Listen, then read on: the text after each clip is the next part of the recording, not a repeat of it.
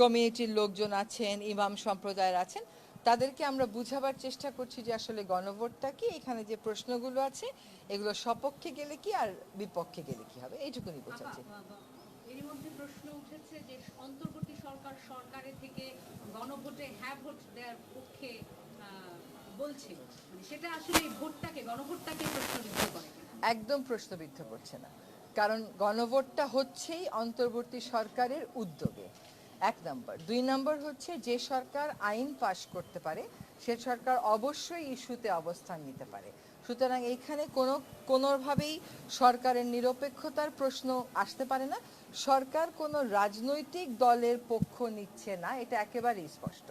সরকার সাধারণ ভোট নিয়ে কোনো কথা বলছে না, সরকার শুধু গণভোট নিয়ে কথা বলছে, কারণ সংস্কারটা এই সরকারের একটা অঙ্গীকার কেবল না, এই সরকারের একটা দায়িত্ব হিসেবেই আমাদেরকে দেয়া হয়েছে।